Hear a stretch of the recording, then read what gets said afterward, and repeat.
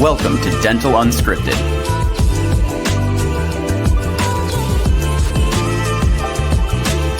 Where Mike Dinsio and Paula Quinn break down the practice ownership journey, one episode at a time. Starting up, buying, and running a successful dental practice.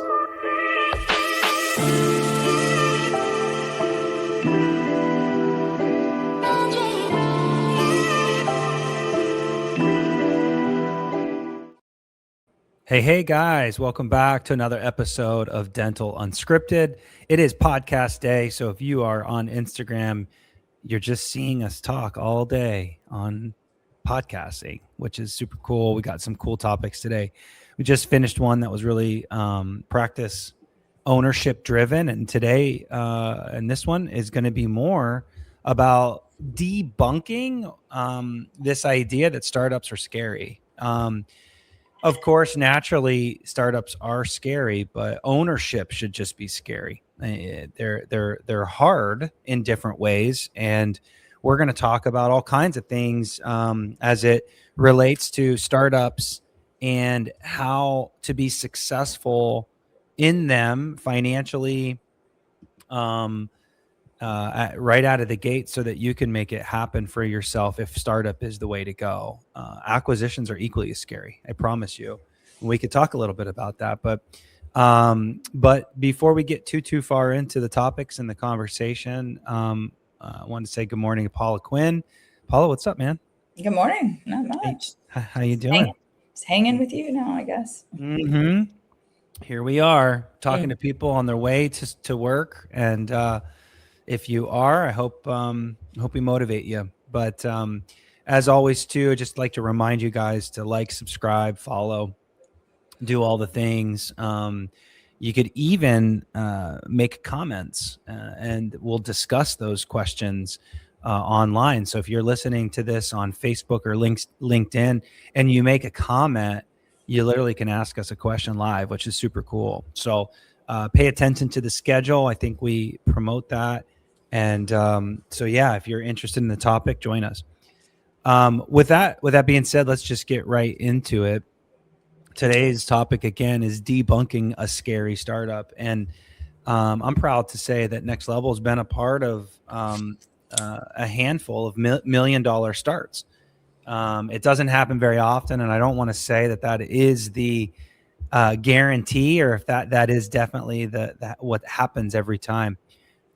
But it is possible. And so, and how is that possible? We should talk about today, because startups can be, like I said, we take a lot of calls from docs, and they're like, I'd rather buy. It's all I hear all day long. I'd rather buy. And the one reason why they would rather buy is for one reason. What do you think it is, Paula? Why would people say that to me all the time? I'd rather buy. Gosh, I don't know, but my guess would just Why did you want to buy? Why did you want to buy? Not start. Well, it's already there. The shell's there. Hopefully the people are there. It's already a running business. You get to look at what it's been profiting, and you kind of hope that you're profiting the same thing immediately. There's immediate cash flow. That's it right there. It's the immediate. It's the immediate. I mean, there's a lot of things. There's a lot of trick question. I was like, I don't know. No trick question. And that's the main one right there, is the money. Okay. And I that's the funny thing is a lot of clients of ours buy practices that aren't making any money, or not making much money. Let's just say that. And those are basically startups. And so the value of buying a company, in my opinion, is, to all the things that Paula said, is having a company that's already set up, already employees, already making money, and you get the opportunity and the luxury of just kind of plugging in and making a strong impact to the patients and the team. And hopefully it's on somewhat of an easy thing. But as you and I know, Paula, that's not the case. It's not easy. Acquisitions are not easy.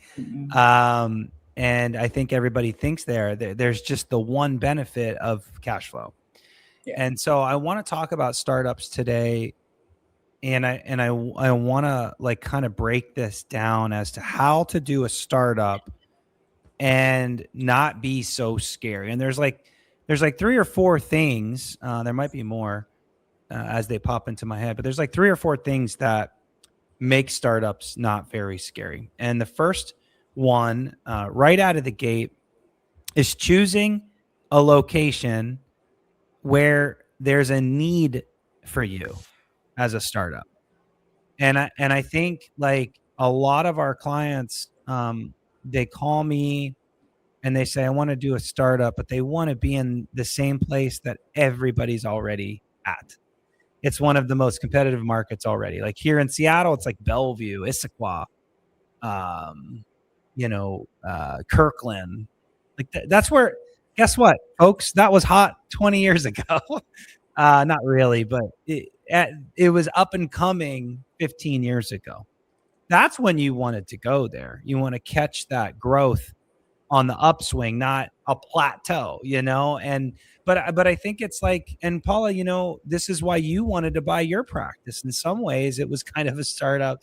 In some ways, your practice was kind of a startup. And the number one reason why you wanted it, I think, was do you know why? Where I'm going with this?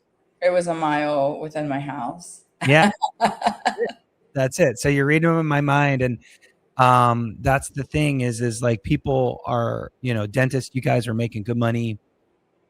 You're making good money. You live where you live. Your kids are going to the school in that community. You have a lifestyle. And so now you want a business within that lifestyle. Well, people don't typically live in like gentrified areas. Not so, like if you're a dentist, you're making good money. You're probably not in an area that's up and coming. You're probably living in a nice area. And guess what? Those nice areas already have dental offices. And so if you plant your business as a startup right there, get your boxing gloves on. And I think that's where the stigma of a scary startup comes from, because if you start a business in a very saturated area, you're gonna, Paula, you've helped me with these startups. This is where the stigma's at. It's like, how difficult is it to find new patients? Very hard, right? Yeah. If you want to share a story, just please, Paula, interrupt me. But like, because I could go on a rant here for an hour probably. But like, that's probably not the best startup unless you're totally in a situation where your partner can support you and you've got a lot of money and all the things and you're good with slow growth. Then that could be an opportunity for you. But just have the expectation that it's going to be super slow growth. If you need to support your family day one, you don't have a spouse, partner, whatever that has a really great job, and you need fast growth, guess what? We got to go to a fast growth area. And so I'm debunking a startup, because if you're willing, the $1 million starts that we did, two or three of them went into areas that was desperate. I'm talking desperate for another dentist. There was one dentist serving like 8,000 people. They could have literally put a building up and just said dentist and did no marketing, and they would have and just crushed, like literally crushed. That people driving by and, oh, new dentist, I think I'll go there. Oh, I think in some instances they were waiting. They knew they were coming and they were trying to schedule 6 months out, Yeah. When are you opening? When are you opening? So yeah. And you were helping them do that. Like, how do we schedule these people when you're getting a flood of people? That's just not atypical. And then there's everything in between. So there's like the really competitive areas, and then there's just like the real high demand. So that's number one, debunking a scary startup. It's not so scary when there's 8,000 people and there's one dentist in that little town. That's not scary, guys. Let's just do a startup but there. when there's 8,000 dentists in a 1 mile radius. That's when it's scary. Totally different. I Totally feel different. like it here in Arizona sometimes. I'm like, dentist. Mm-hmm. And to that point, Paula, like in some markets, it is very more competitive than others, you know. And then the other thing is the high growth. So I'll just touch on that. So high growth, you know, if an area right now doesn't need another dentist, but the area in general has really high growth, you could need another dentist in the future. And I think a lot of real estate people chase this. This is where we get into trouble with startups, where a real estate agent knows the area really well. And they're like, oh my God, this is going to be the best place. Oh my gosh, let's get you right here. And 2 blocks this way, they're putting this development in. And 3 blocks this way, they're putting that. Well, no one lives there today and probably won't live there for another 3 years, because developments, if you don't know, take forever. And by the way, some developments don't even work. Where Paula lives, I think she was telling me this mega master plan Marriott, who buku dollars was coming in, and didn't they pulled the plug? They're not doing it now. I mean, it's somewhat built, and allegedly they pulled the plug. And it wasn't the Marriott. It was something even. It was like the Ritz, or I think, wasn't it? I thought it was something even bigger than I mean, not that Marriott's not just as big, but I think it was something even bigger, more upscale. That's the point, is like development is very difficult to really plan on. And so here you are assuming that you put your shop up together and you're like, oh, this is going to be great. We've got all these high growth areas, and then things fall apart, recessions, COVID, a virus comes out and knocks it. You just don't know. So your plan has to make sense today and in the future. So that's all things. So wouldn't you say though, Michael, like, you know, and because you do the marketing for them and stuff like that though, and obviously we never know what marketing is going to 100% work, but I just know, like with my practice, we kind of talked about it being a startup, a quasi startup. Obviously it had existing patients, but it was a very low volume. And there was a dentist right next door to me. There was one business in between ours. And I think a lot of mine was putting in the work, going around to businesses, customer service, patient experience, whatever you want to call it. Like, I think you can set yourself apart. No. I mean, I love that you're saying that, because that does debunk a startup is doing all of that. I think what you're describing, Paula, customer service, tight systems, networking, doing all the things, that's the X factor. That's the X factor that can get you from average to impeccable. When I speak to our clients and random people, I don't assume they're not. I assume that they're average. Because if I coach people on impeccable, I'll get somebody in trouble. Now I can immediately tell the clients that call me that will have that. Immediately can tell. But I still coach them conservatively. I'll put them in an area. But to Paula's point, all of you considering startup have the ability to have the X factor.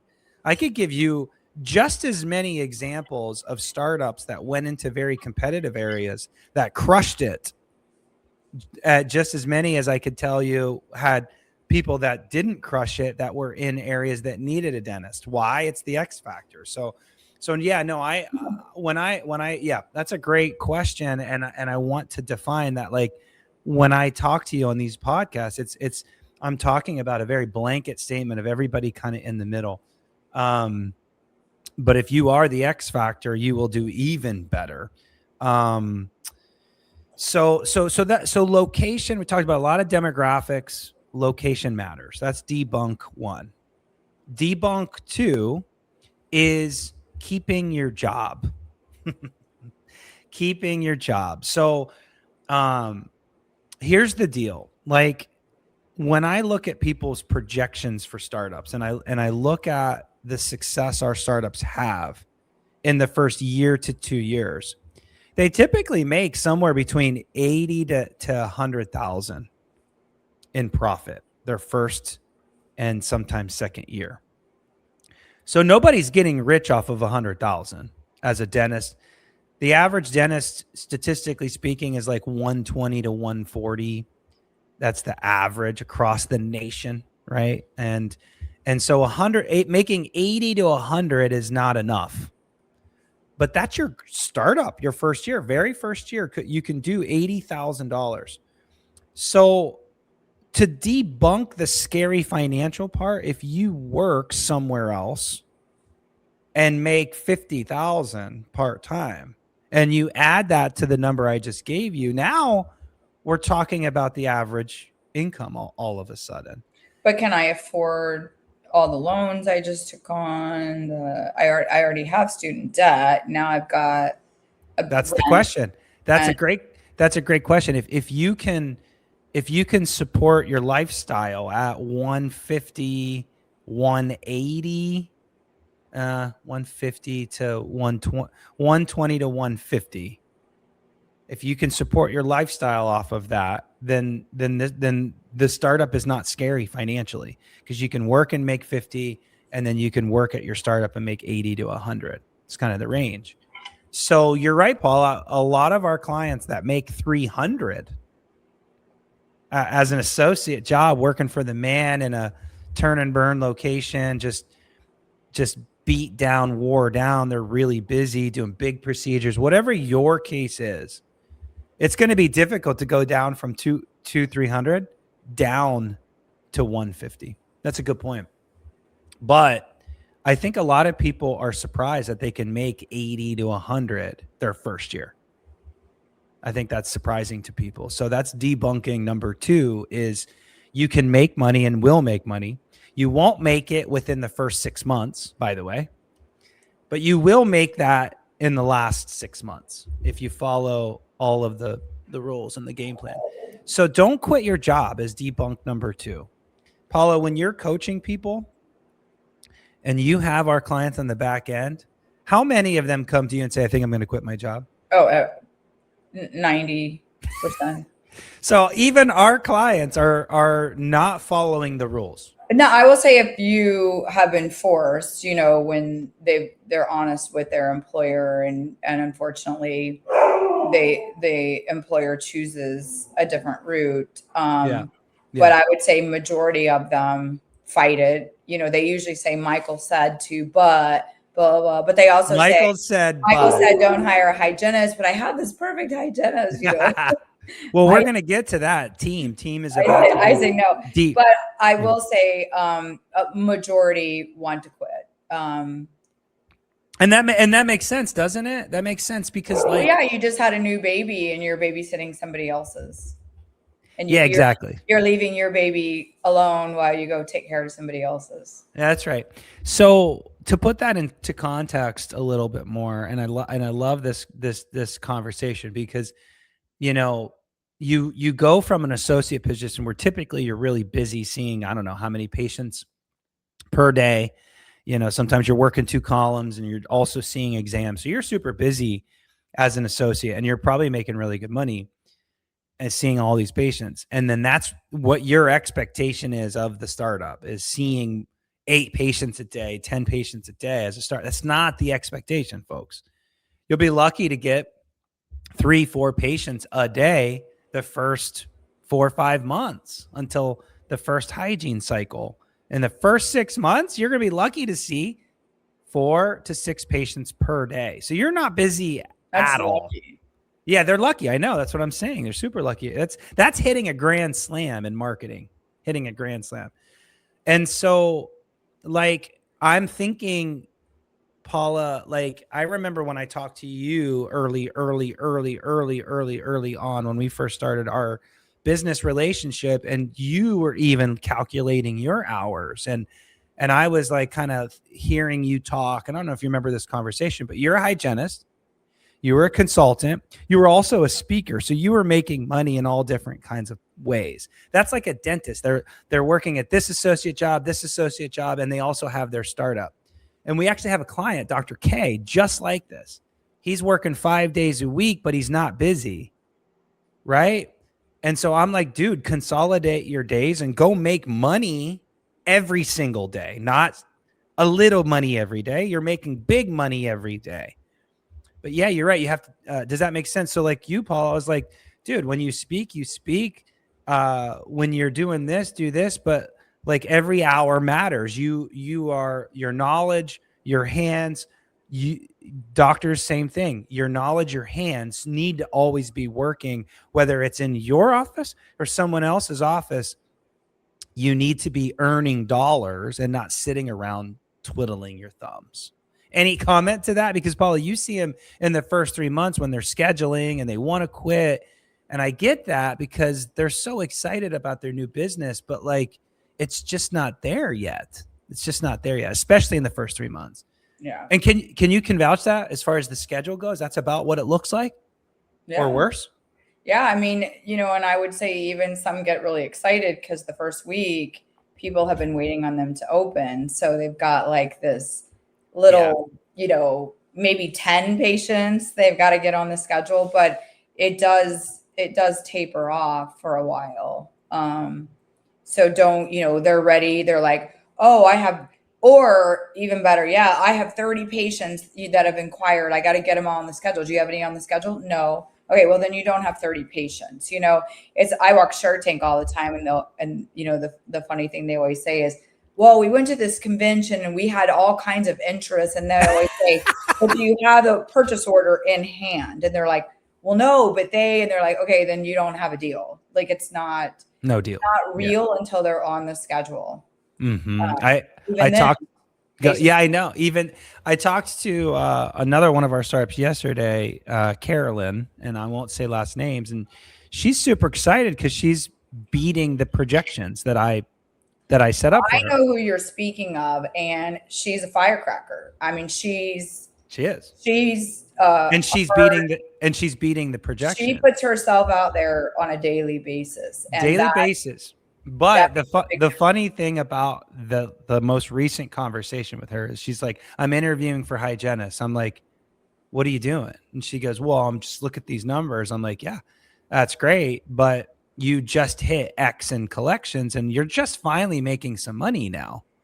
So now you want to go back into the red by hiring a hygienist. And she's like, whoa, right. And I talked her off of I'm like, well, what's your schedule look like in the future? Well, it's about the same. So she's seeing this projection, but it's not there. It's a false projection. And the bottom line is there, I mentioned that you can make 80 to 100, but the last debunk is managing your expenses as a startup. And it's not in the way that you think. Like you might be thinking, you or the audience. The audience. I know Paula, but like everybody is like, well, I can't afford that software, and I can't afford that marketing, and I can't afford this, and that. Operationally, they say they can't, and so they're and as you should be, very, very concerned about the costs, the monthly costs of the business.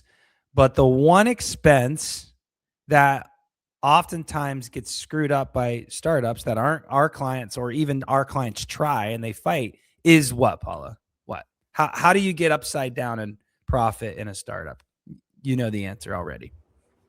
What's the biggest expense? Team.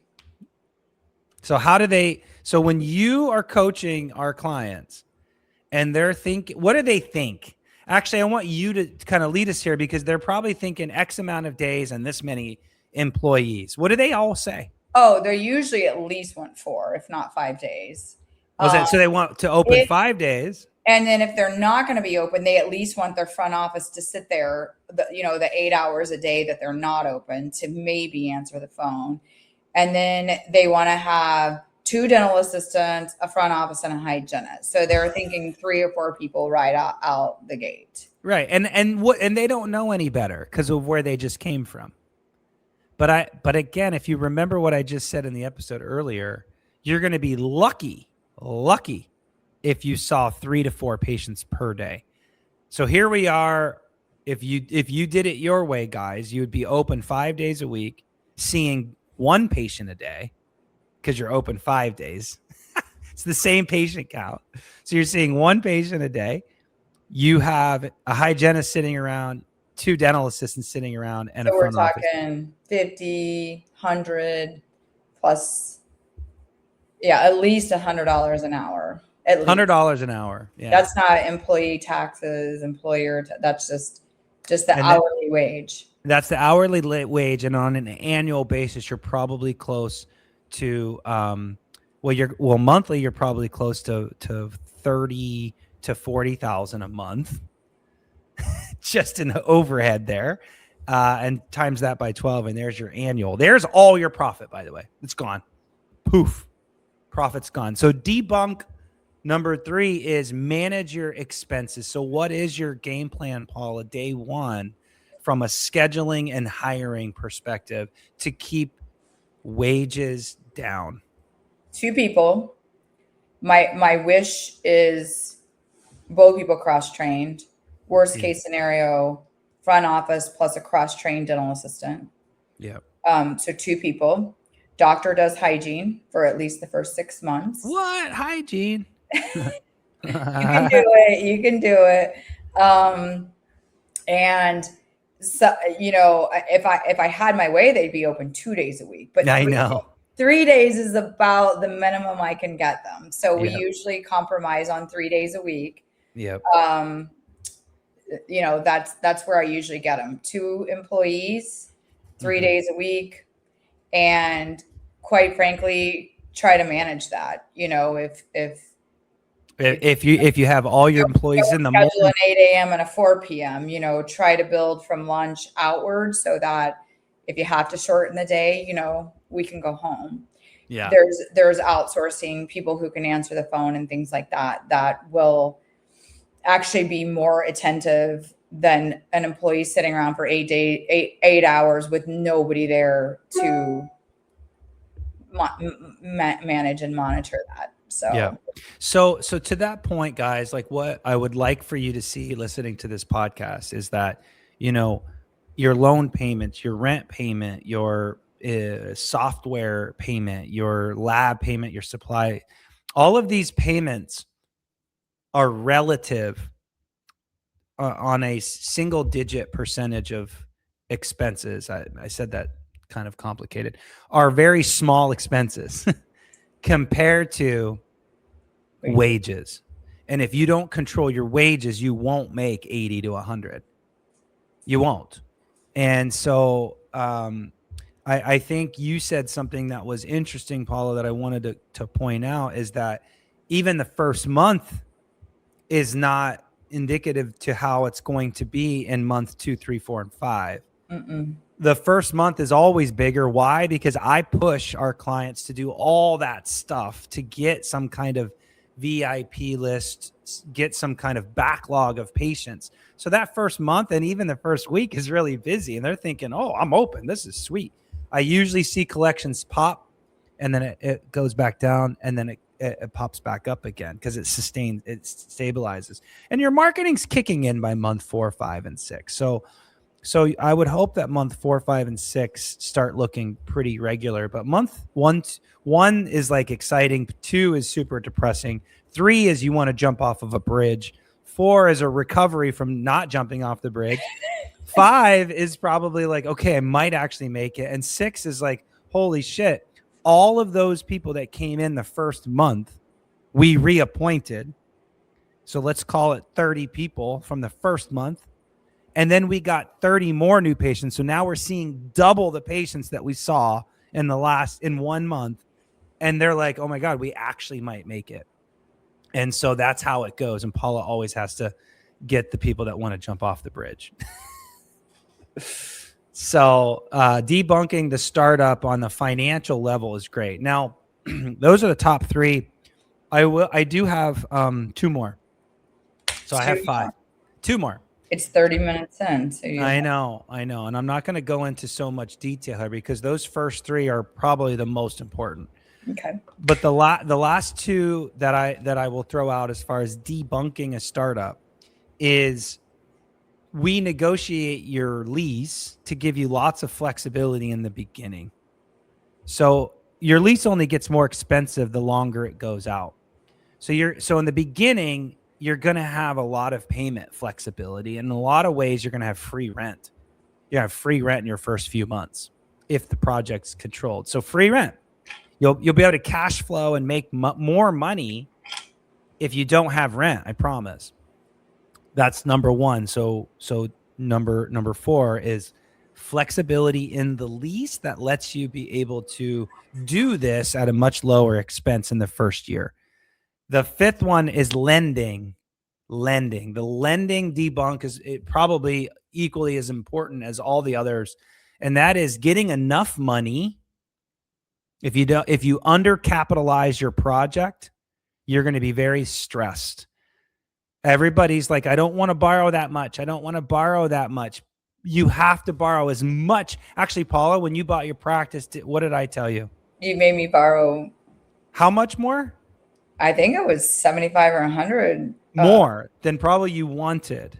And you were like, what? Thank God you listened to me, but you didn't realize it until probably month 2, 3 that you abso-freaking-lutely needed that, didn't you? Yeah, it's not fun watching your checkbook, payrolls around the corner and you don't have that in there. It is not a you got to be a pretty even-headed person not to explode. Let's just put it that way. It's that payroll. We just talked about it. And so like if you don't borrow enough money, well, you can push not that maybe not a bank loan, but you can push you don't want to, but you can push a vendor. You can't team. You have to pay them. Like you cannot be late. Your payroll. Yeah. Right. Yeah. You, even if you're late on a loan, you're going to have repercussions and that's going to really suck, but you can't not pay team. They're going to walk out. Like they're not going to. No. Yeah. The team you have to, no, it's exactly right. So control their hours because their expectation is to get paid on those hours. Yeah. At first you're all happy paying like, oh, they worked 40 hours this week. No big deal. Well, after that you do that and you watch it, you're like, okay, everyone. Out the door. Get the hell out of here. You finish your notes tomorrow morning. I'll finish your notes for you. Just exactly. So that fifth thing is get enough money, number 1. And number 2, there are banks out there that graduate your payment. So in the first year as a startup, your payments are oftentimes lower than interest only. And so like you have that flexibility built in. The lease and the loan have smaller payments in your first two years and 3 years even. And that gives you the chance to get into profit. And so borrow enough money and work with the right banks that graduate your payment. Continue to work, control your wages, find a location that needs a dentist. I think that's all of them. And I'm telling you guys, like startups are scary at first, but so are acquisitions. I promise you, we could have a 2-part episode on how scary acquisitions are. So anything else to add or comment on, Paula? No, I don't think so. I think you did a great job. Yeah. Well, thank you, and I appreciate it. Let's shut it down. But again, as a reminder, subscribe, all the things, and keep plugging into our program as we deliver topics on how to buy, how to start, and how to run your dental practice. I guess until next time, I'll talk to you later, Paula. All right. Have a good day. Thanks, guys. Bye, Bye-bye. everyone.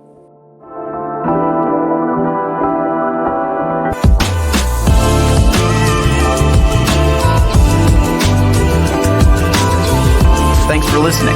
Let us know how you like the show. Rate us on Apple and Spotify. Subscribe and follow for more.